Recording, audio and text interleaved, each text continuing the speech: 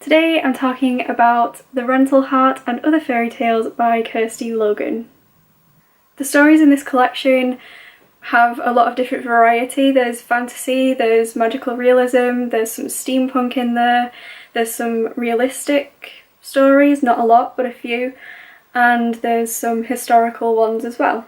And although there is a wide variety of genre, in my opinion, in this collection, all of the stories seem to follow a similar theme, and that is of love. And Kirsty Logan described it in an interview as being like replacement love. So there's this feeling of attaching to other things if people can't attach to another human being.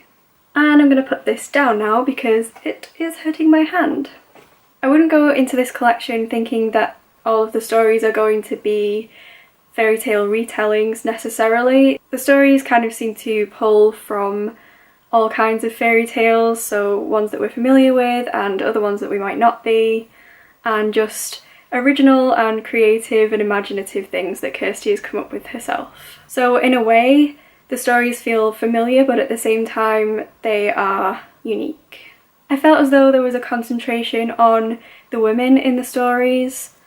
Not to say that there weren't stories about the men and that they weren't in there, but I just felt like it was predominantly about the women.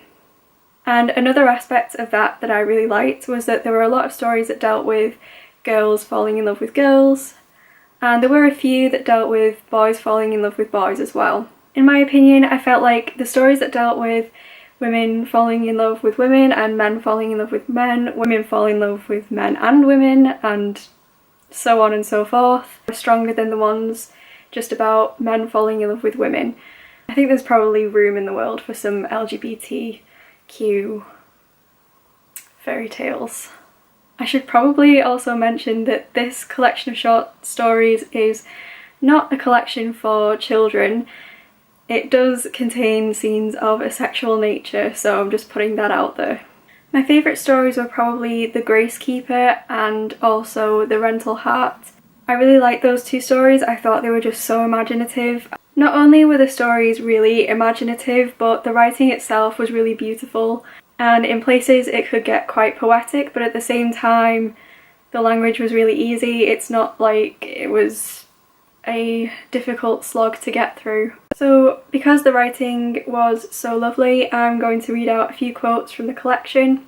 This first one is from the story called Underskirts, and it is about a woman who is the lady of a house, and she kind of goes out into the town, I guess, and the country and picks up girls basically to be her ladies in waiting. So, they have wondered for so long why nothing ever fits, why the knobs of their spines press hard on chairbacks, and why they can't lie parallel in bed.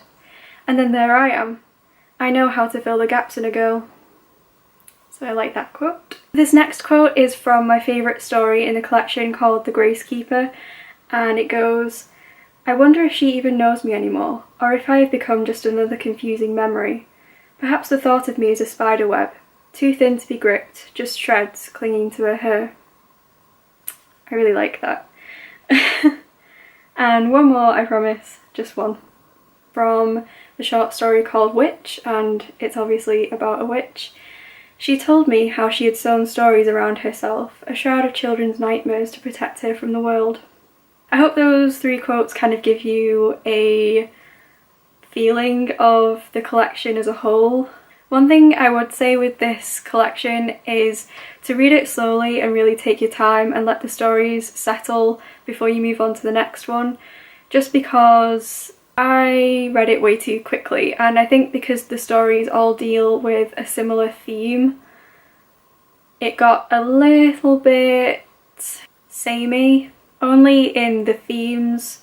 Like I said, the actual stories themselves were very imaginative and very different to each other. So I would take my time with it and just digest each story one at a time instead of reading like half of the book in one go like I did. Because I read it all in one go, I actually gave it 3 stars on Goodreads at first, but now I'm thinking of putting it up to 4 stars. It's definitely between 3 and 4 stars for me. I'm going to leave a link to an interview that Kirsty Logan did because I think it's really nice to see what the author thinks as well of her own work, so I'm going to leave that in the description. But when I watched that video, I actually found out that she's written a book called The Grace Keepers, which I'm really excited about because The Grace Keeper in this collection was my favourite, like I said, and I'm not sure if it's the same thing, but it sounds kind of similar, so I really hope that it is something to do with that story in this collection because I liked it. I think even if it has nothing to do with that story, I'll probably check it out anyway, just because I feel like it's gonna be good. And that's the end of this review. Thank you so much for watching. Like, comment, subscribe if you want to, and I will see you all next time. Goodbye!